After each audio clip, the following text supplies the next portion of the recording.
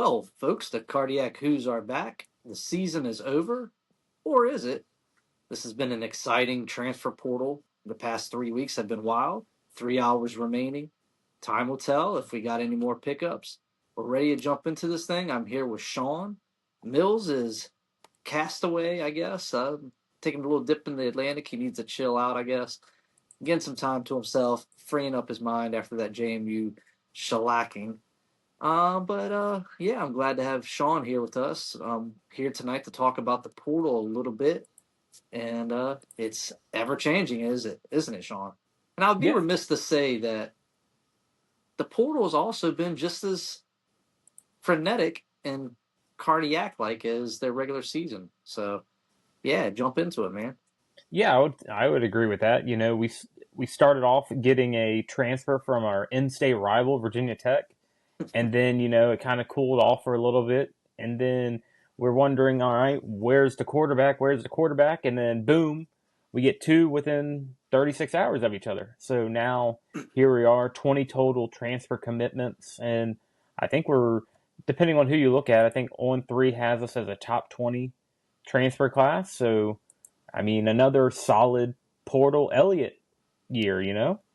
Yeah, I'm not quite certain how they do those rankings. I don't put a ton of stock in those, just from the pure perspective of I think if you look back at like UNC last year, what their portal ranking was, and look how that turned out for them. A lot I think has to do with the types of players that they're picking up in the portal, and from what I can tell so far, I feel like it's been real similar. The approach has been real similar this year, and all the players that we've picked up.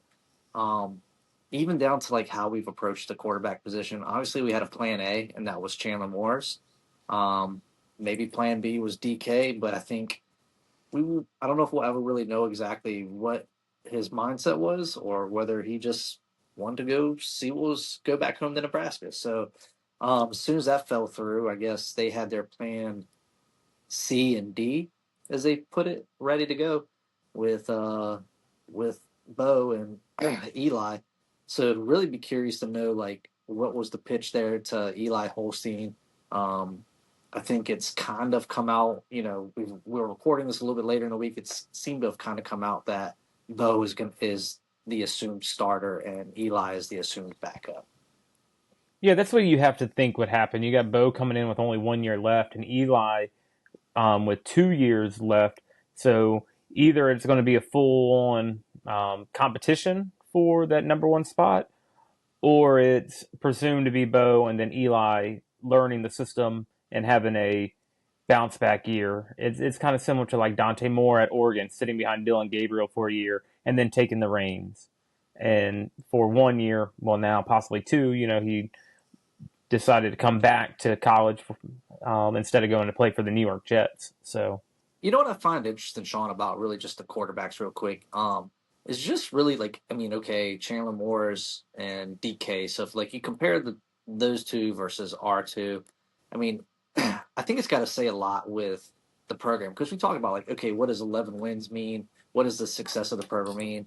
Does it get you a little more clout in the sport? And I think it does because I think 2, 3 years ago, the idea of reeling in a Bo Pibula or a Eli or even an Eli was a tall tale, and now we're able to go out and get both of them. So I think that says a lot about the progress of the program unintentionally, but just the fact that they can go out and get those two guys, pretty quickly.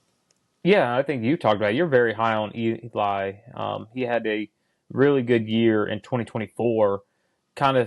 He struggled a little bit this year, and then they brought in a freshman, and that guy just took off like a rocket. So you look at that, it's very exciting to have these two guys coming in, and you have the potential at quarterback to be another solid position for us. And it just you also look at the O line that we retained, which is a huge part of the portal this year and the roster retention process. And what quarterback wouldn't want to come in and play behind six returning O linemen?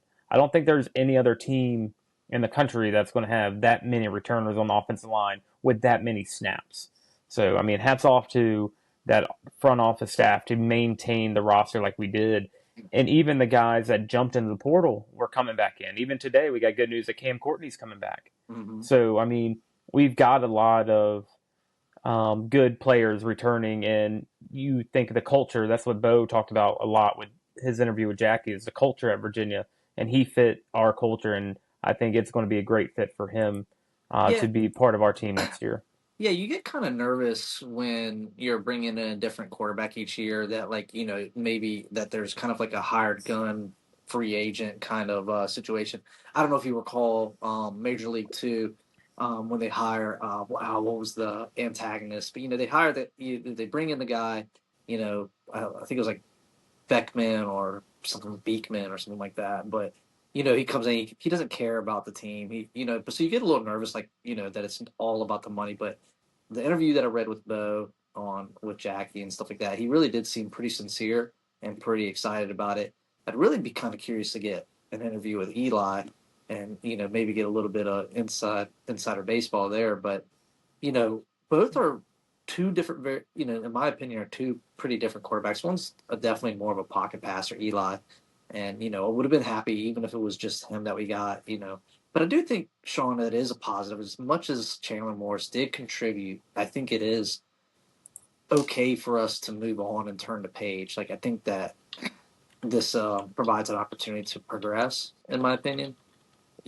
Hopefully Bo's not trying to go seek out an eighth year. I know he's not 8 years in, but you know what I mean. Like, um, Yeah, I kind of agree with you there. We were having conversations offline about the portal, or not the portal, eligibility things, and people trying to claim that sixth or seventh year of eligibility. So I think with when you realize that his waiver was denied, we obviously it was either we're all in on Danny or we're going to find another quarterback in the portal. And I think Tony Elliott has said this before. His job is to put the best players on the field. So if he's going to go if there's a quarterback in the portal that's willing to come to Virginia and we got the money to make it happen, that's his job to go get that guy. So no shade to Danny at all, because I kind of would have liked to see what he would have done here in our system and given a full year because I thought it was a great opportunity. You bring him in, let him learn, and then he take over the reins because you have 3 years with them. So with the way the portal is and the quarterback situation is, you kind of feel bad for these younger quarterbacks who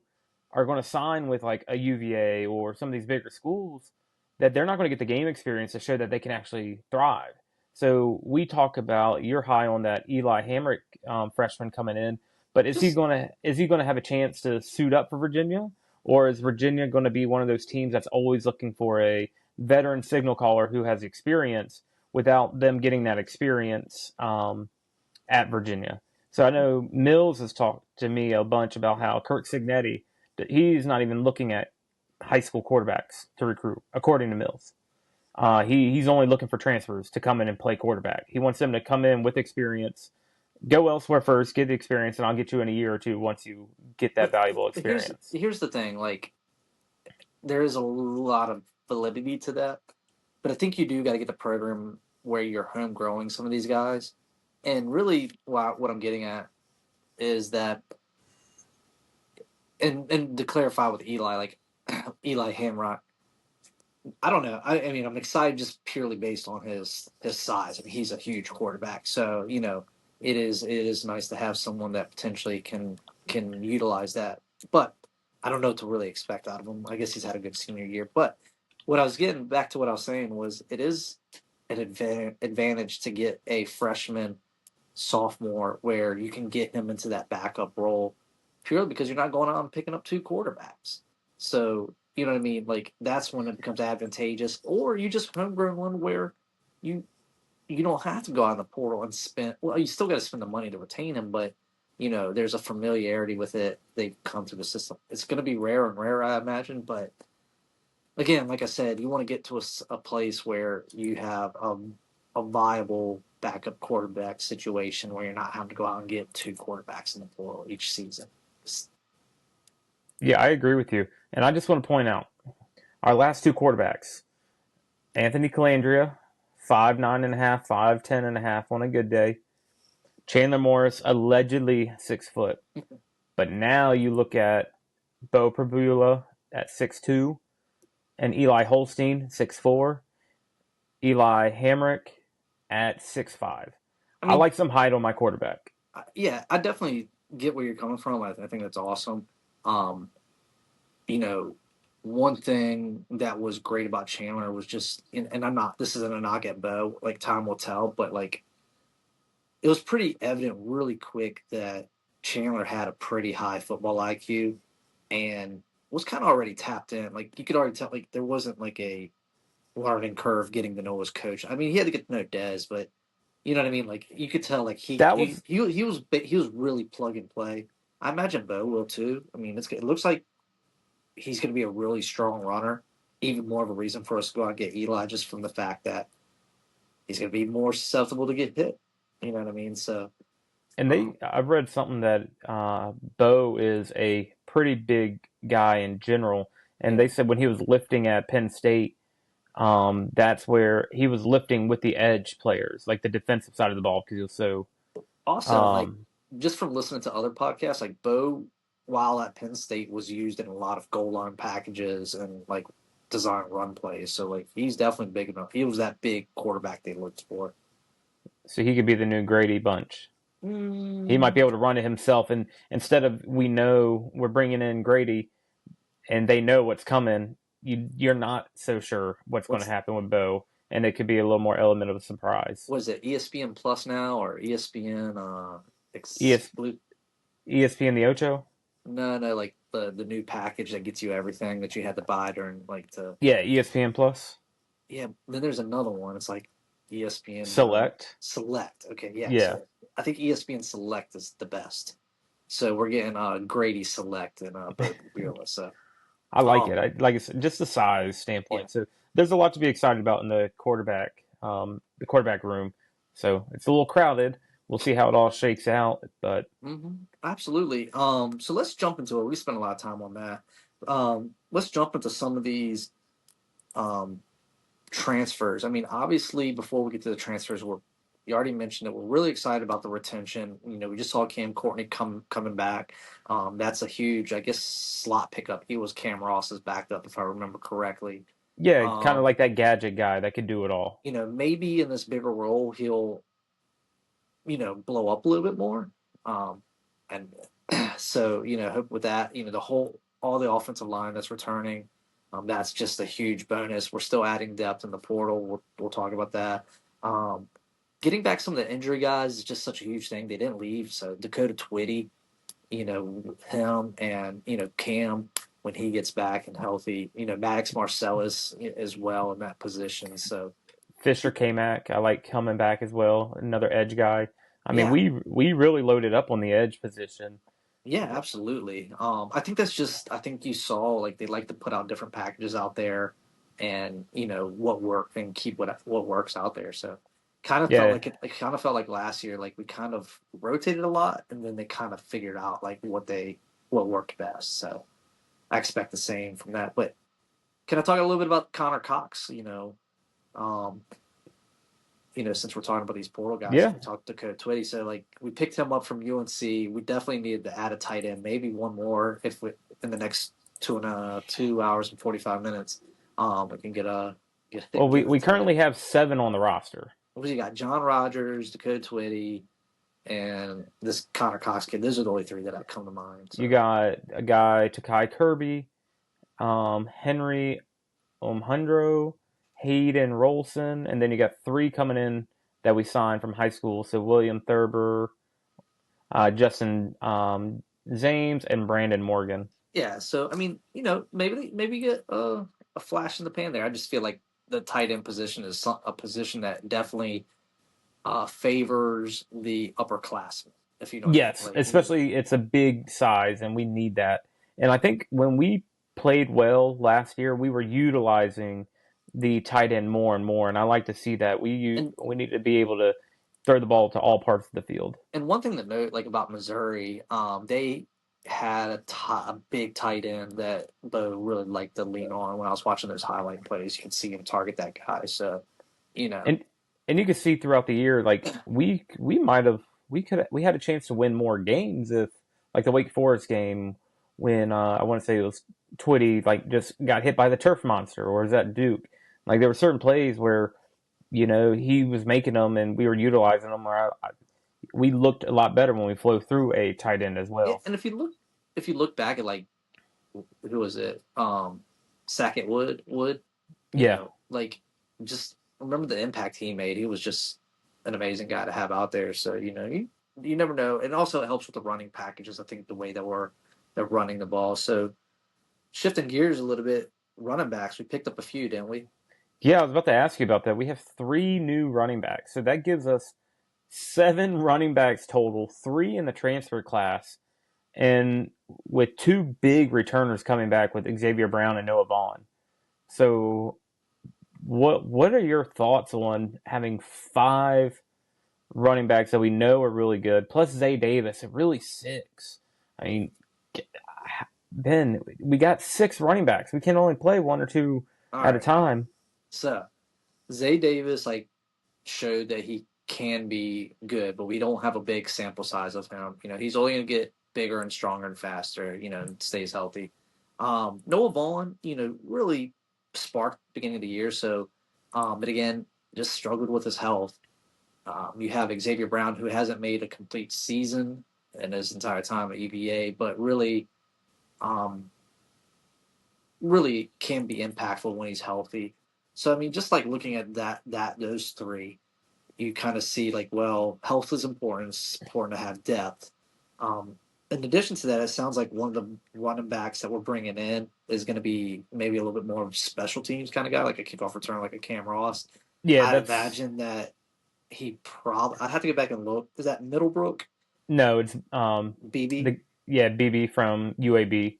But he's 5'10", 205, so he's a little bit of got a little bit of bowling ball in him. But he may turn out to be the next Taylor. You never know. So you may see him more in some of our passing packages where remember Taylor was a great receiving you know running back. So may see him there, and then I mean we're just and then you get to even like Middlebrook, 5'10", 170. So he's probably that flat, that fast guy. He might run a lot of those sweep plays with him in, you know what I mean? So and I don't know a ton about um Peyton Lewis. Peyton Lewis. So I'm looking at him currently where he was a top five running back in the state. And so he's a hometown kid. He's from Salem, coming back home to play for UVA, which is a or huge bonus for us. Just reading about him, they said he had an elite speed. He's a two-time state champ in the 55 meter with a personal best of 6.34 seconds. And he's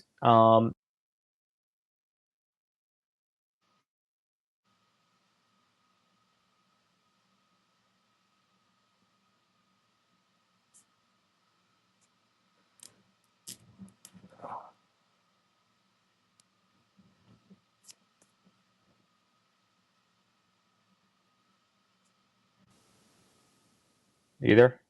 Yeah. I don't know what happened. The app crashed. Yeah, I just reconnected. Would you go to your webcam? No, I'm back on my phone. I can still see your image above. Can you see your image above? Yeah, I'm back.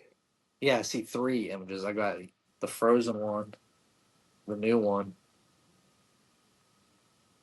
All right. Well, let me just leave this one then, or Now it's back to two. back to two. All Yeah, right. and there you go. Now you're back to normal. Okay, that's odd. Sorry about that. Well, not God, odd, but yeah, it's not your fault. All right. So going back to Peyton Peyton. Lewis. Yeah. So he is a guy that it looks like like I said, two sport athlete when he was in high school, two-time state champ. He's got some speed. He's got the size. I think he is. I mean, he's got to be someone we should really be excited about getting back. When I look at the portal overall this year, some of my thing I like to evaluate is where are these guys coming from. And when you see a guy coming in from the SEC, from a program like Tennessee, coming to Virginia, sometimes it's just maybe it wasn't a great fit, or it's Tennessee over recruiting at a position, and who's the odd man out. But you got to like seeing a former 4-star high school recruit, top five in the state, coming back home and playing for the hometown Who's. So I'm really excited to see what he's going to bring. It's just going to be a crowded room. It's going to be interesting how we utilize them, how we set them up in the depth chart. Because at this point, we're going to have one hell of a competition for the leading running back role. So, I mean, heck, we could even have two running backs going over 1,000 yards next year. I don't see that as being crazy to think. And I do And agree with you. Maybe BB is more of going to be that. He might be another type of gadget player. Might be a Cam Ross style, just listed at the running back position. Especially when you look at our wide receivers, we only have 10 currently, from what I see. another So thing, Sean, that I kind of note this year, this particular portal class seems to have a lot more power for grabs out of it. You yeah, know, that's what I was kind of getting at. Like you look at who we got players from: Michigan, Pitt, USC, Mizzou, Michigan, North Carolina, Baylor, Tennessee, Virginia Tech. I mean, that's a lot more. And I know we did a lot with the guys we brought in from the FCS level or lower FBS. So, like, we still got our guys from Middle Tennessee. We still get the Ivy League guys who are making the jump.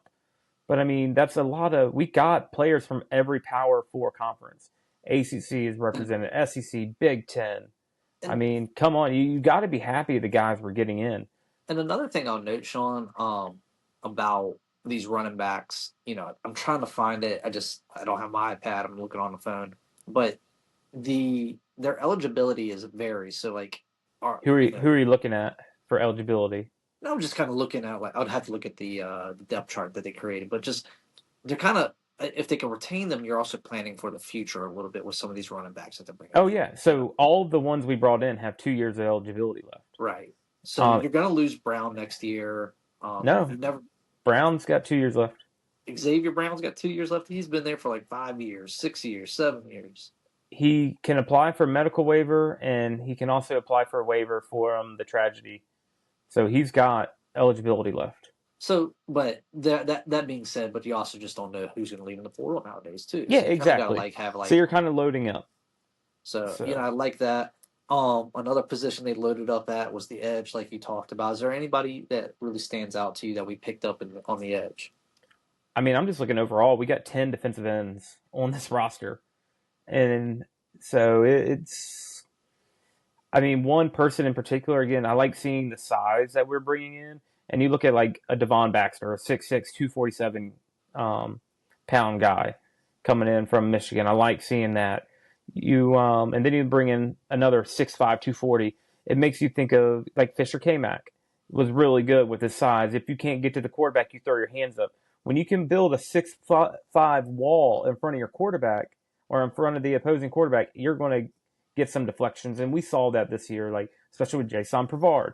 All you have to do is put your hands up and good things happen.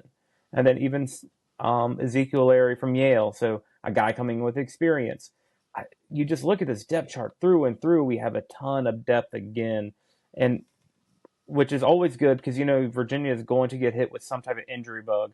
But we got three senior guys on the edge, and then three. What would you call them? Third years or juniors, depending on how you look at it, on the defensive end side. Plus, you got a whole slew of people with 3 years of eligibility left. Right. So you got time to develop them, give them some game time. But I think our defense is going to be really stout again next year, especially we added some defensive tackles and we got the Verina kid, Jason Richardson, coming in. Um, it, Jason Hammond and Britton are still there. Cam Robinson going to come back from injury. Landon Danley and Maddox Marcellus. Hey, just want to touch on the ACL injury, Sean, just because from we're talking about timeline of return. So I was looking back to the old pictures. So I had gotten that knee surgery done in May. I was swinging the golf club in September with the brace. Just saying, very different Yeah. sports. Well, at this rate, I don't want to rush him back. I'd rather have him back fully healthy for the last 4 games of the season or even a potential playoff run. So, not that I'm going to put it out there that we're a playoff team right off the rip, but I'm again, you see the team that we loaded up. Portal Elliott is back at it. Another position It's we kind hard of not to bulked get up excited. on. Another position, and I think you saw last year where it really Defensive could have backs. gone really was cornerbacks. You know what I Yeah. mean? So I know at least three or four that we picked up. We picked up the Navy kid today, which I think will be a good fit with Brud. I guess you're just maybe stereotyping that it's military, but we have a couple big returners in Costner, and we have a couple of guys that we didn't see last year that are recovering from injury that were that they were really high on. I think so. And then I sent you all the highlight tape of the Brandon Hillman guy from Portsmouth, another Virginia guy coming home. But that boy likes to hit, and he liked to lay the lumber a little bit. So that's going to be good to see that we got someone who's kind of that enforcer role on the safety position. Yeah, if you look So at you have him, you have I guess Ellis from Virginia Tech. Virginia It's Tech. still funny to me. I mean, he was one of the Ethan top. Ethan Minter, who has progressed every single year. He's physically going to be at his height next year, I would say. Um, I Yeah, think that was a position we were definitely going to have to regather on, having lost, Devin Neal, which talk about a great pickup in the portal. I mean, I was really excited to grab him, and then you lost your seventh year, uh, in Unk, Clary. Unk, You know or what I no, mean? what did he So call him? Forefather. forefathers, He yeah. called him the forefather of the program. But you know what I mean? Like, so that was definitely big. And I just, is there anybody else on this pool you want to talk about before I kind of get into, just my overall thoughts about it all?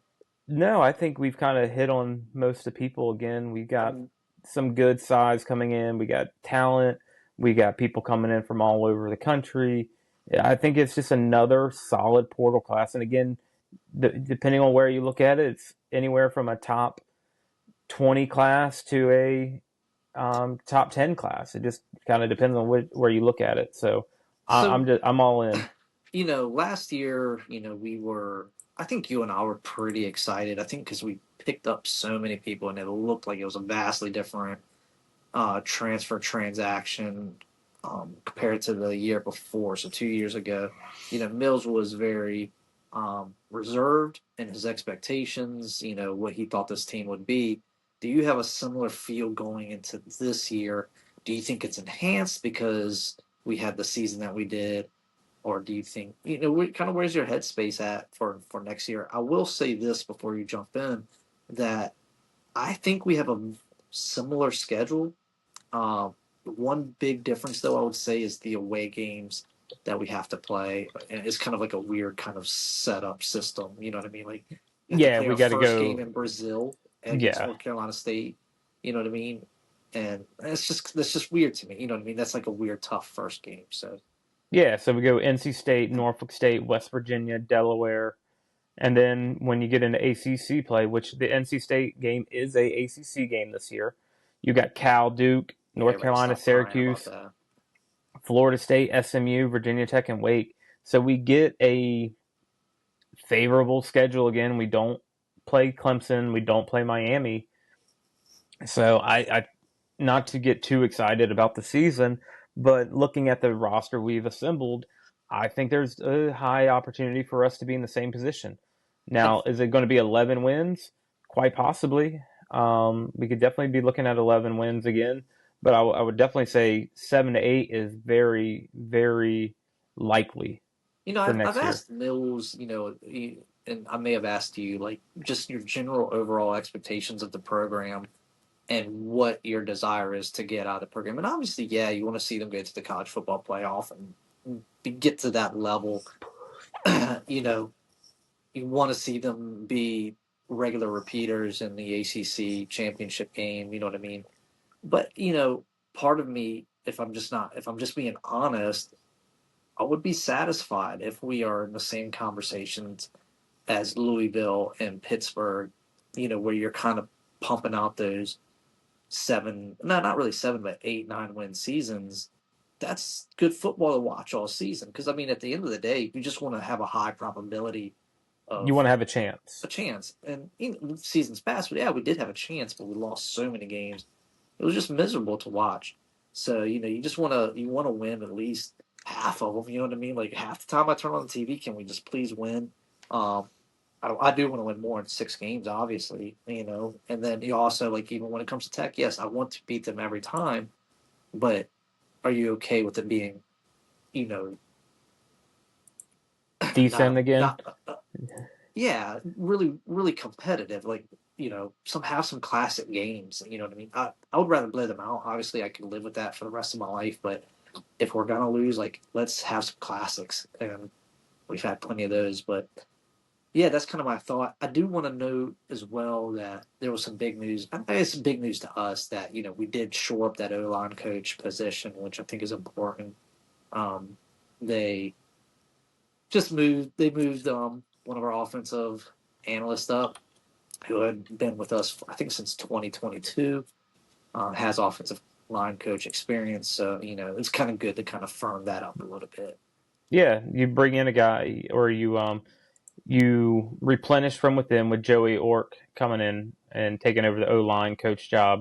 So which is huge because he's already familiar with all the guys that are there. So it is. And not to mention, we're still after a couple of OL folks in the portal. It would also, I do want to remind you that we did pick up Alex Payne from USC. And, he's younger, he's a freshman, and there's value there, so just getting them young, getting them into the system. So that's also, got to build those trenches up because I think you saw last year, especially with the O line, we persevered through injury. Um, That, especially with the offensive line, yes, we had to battle through injury uh, from spring ball. But yeah, as much depth as we can get on offensive line, I'm here for.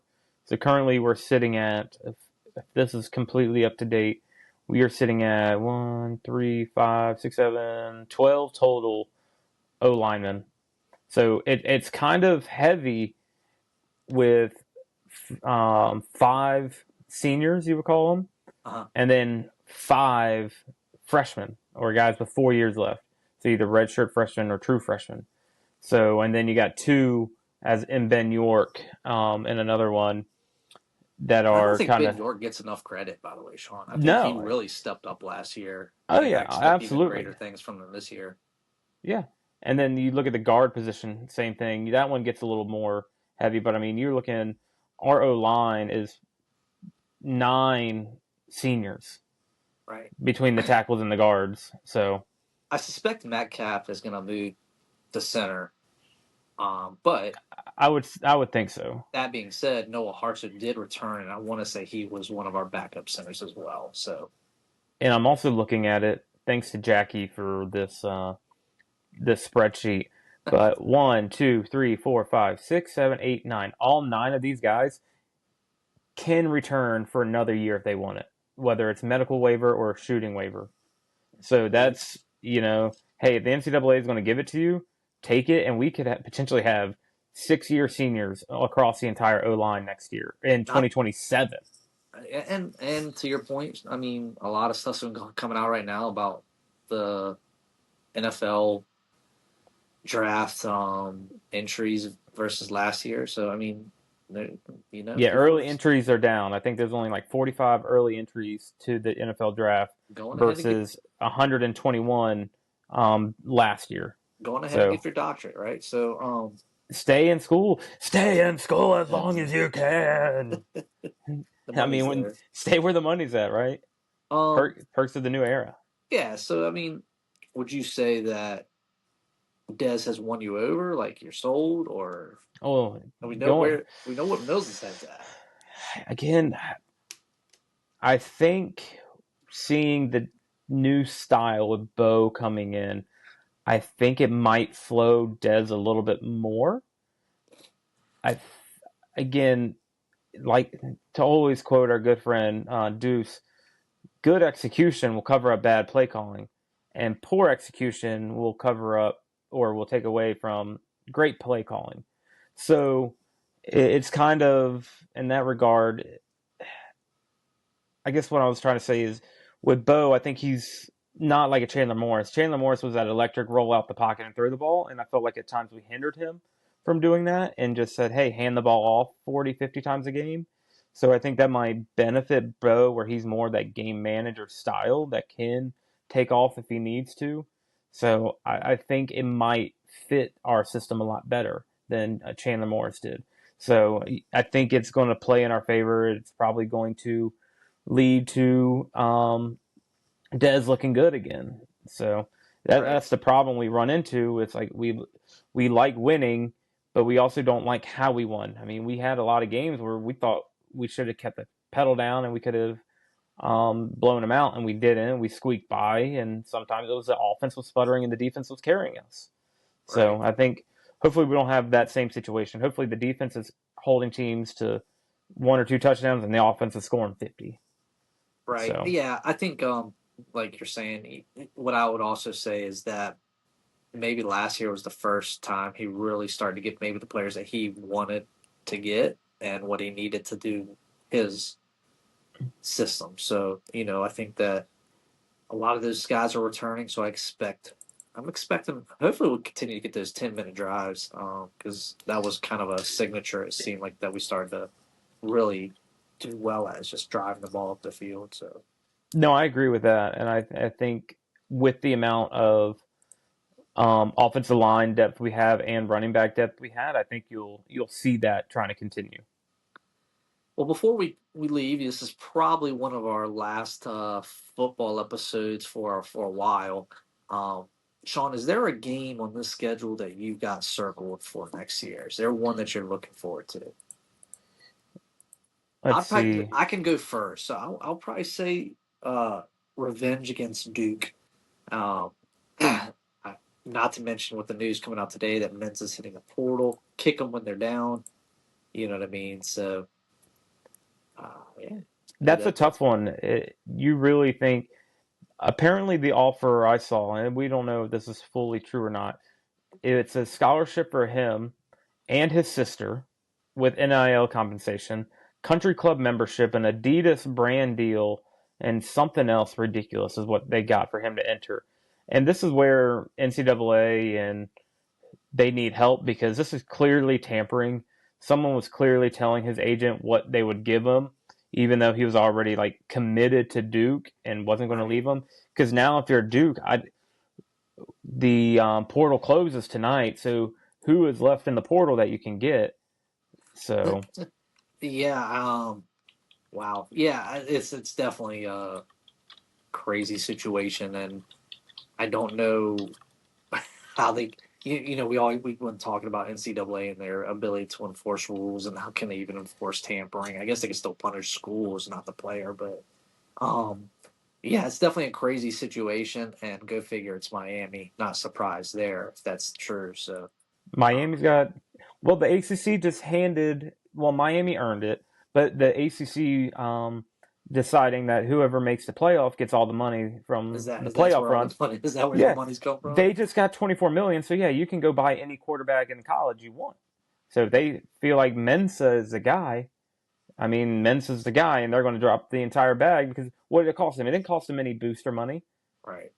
So, but Well, as going yeah, go back ahead. to the game I'm looking forward to, um, not for any particular reason, but I think it's going to be fun to go to Florida State. You know they're going to be out for blood, and I hope we can take care of business against them again. Who did they Uh, pick up again in the portal for their quarterback? It was another head scratcher, right? I don't even know. Let's see. I want to say they got. It's just like Oh, Ashton Daniels and Dion Nobile from Lafayette. So the Daniels kid came from Auburn and Stanford. okay, okay. I think maybe I was thinking about like a head scratcher because I know it sounded like AC was really close there as well. Yeah, it So looked like he had a good visit there, and then AC ends up going to the battle of former Virginia quarterbacks at Nebraska. yeah, to be a fly on the wall in the locker room just to hear their conversations about their time on grounds. But I think that's about it, man. We'll just wrap it up with their old classic, right? Yeah, I think that kind of puts a bow on football in general. I think you'll see more of us talking basketball with a little bit of football sprinkled in since the portal's closed. Our roster's pretty much set. The next things we have to get ready for are spring practice and spring game to see what this team actually looks like on the field. And no injuries. Wrap up those O linemen. Don't even put them on the field. They don't need to practice until fall camp. I wouldn't put them out on a spring game, but No. As always, as always, go Who's. go Hoos.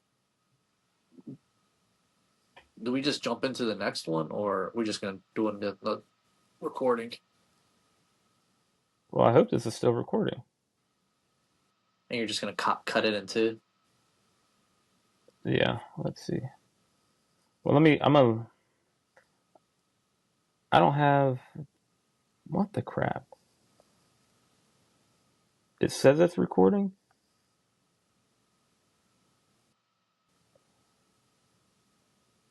So it's recording at the top. Yeah, but I don't have a way to stop it. You want me to leave? Just leave. Yeah, I might have to leave, and then I'll send you a new link, and we'll see what happens. You want me to leave first? Yeah, go ahead.